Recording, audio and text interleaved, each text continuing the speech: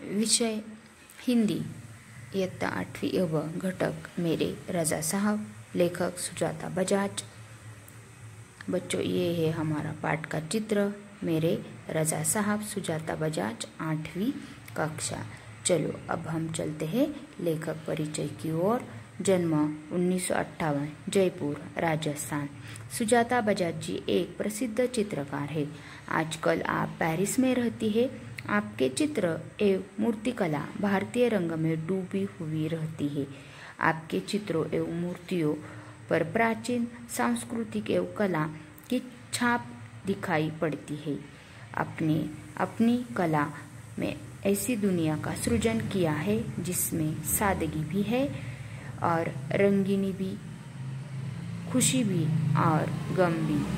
प्रमुख कृतियाँ: सुजाता जी द्वारा बनाए गए गणेश जी के चित्रों पर आधारित एक पुस्तक प्रकाशित। चलो बच्चों, अब हम आगे का भाग देखेंगे।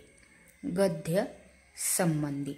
प्रस्तुत पाठ में प्रसिद्ध चित्रकार सैयद हैदर रजा के बारे में लेखिका सुजाता बजाज ने अपने संस्मरण लिखे हैं।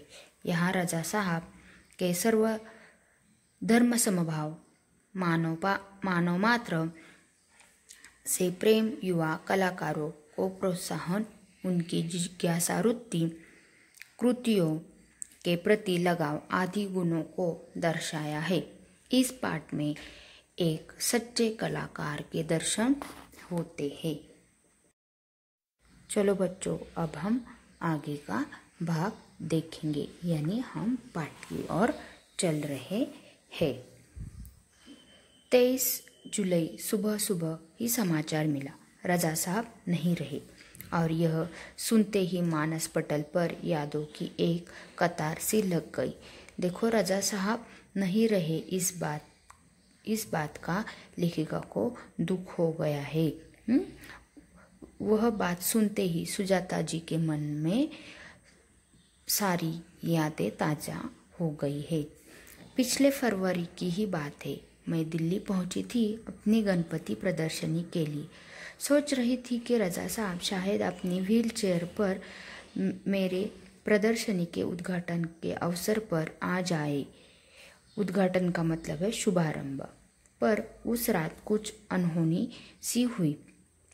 उस रात रजा साहब सपने में आए, मुझे उठाया, हमने बातें की। शो के लिए मुझे उन्होंने शुभकामनाएं दी और कहने लगे, सुजाता एक बार मुझे मिलने आ जाओ, अब मैं जाने वाला हूँ।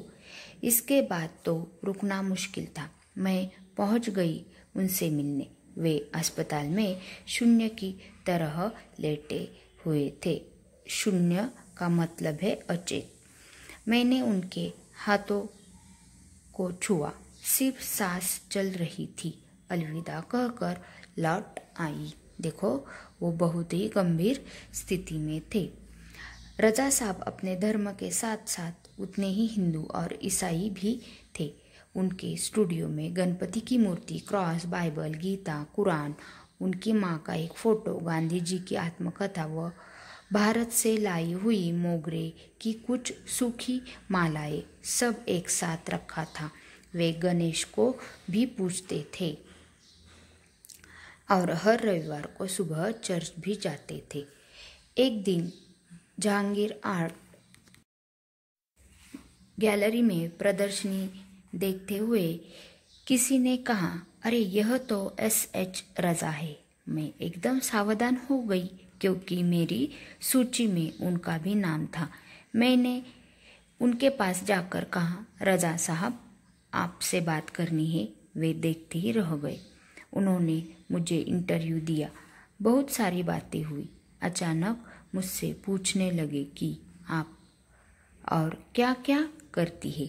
मैंने कहा, मैं कलाकार हूँ, पेंट करती हूँ। वे तुरंत खड़े हो गए और कहने लगे, चलो तुम्हारा काम देखते। देखो रजा साहब क्या करते हैं, सुजाता जी का काम देखने के लिए जाते हैं। मैं सोच में पड़ गई। मेरा काम तो पुणे में है, उन्होंने बताया तो वे बोले, चलो पुणे। ताज होटल के सामने से हमने टैक्सी ली और सीधे पुणे पहुँचे। उन्होंने मेरा काम देखा और फिर कहा, आपको पेरिस आना है, आपका भविष्य बहुत उज्जवल है। देखो बच्चों, रजा साहब ने सुजाता जी का काम देखकर उन्हें क्या कहा, पेरिस आने के लिए कहा, क्योंकि उनका काम बहुत ही अच्छा था। इसलिए उन्होंने कहा, आपका जो भविष्य है वो बहुत उज्जवल है। देखो बच्चों, हमें भी जीवन में अच्छा काम करना है और हमारा भविष्य उज्जवल करना है। चलो बच्चों, आज हम इतना ही पाठ देखेंगे। आगे का पाठ है हम अगले तास में पढ़ेंगे। आई बात समझ में बच्चों? ये है हमारे शब्दार्थ। आपको क्या करना है, आपकी कॉपी में क्या करना है, लिखना है और अपने ग्रुप पर भेजना है। चलो आज इतना ही बच्चों। ओके, आई समझ में बात? धन्यवाद।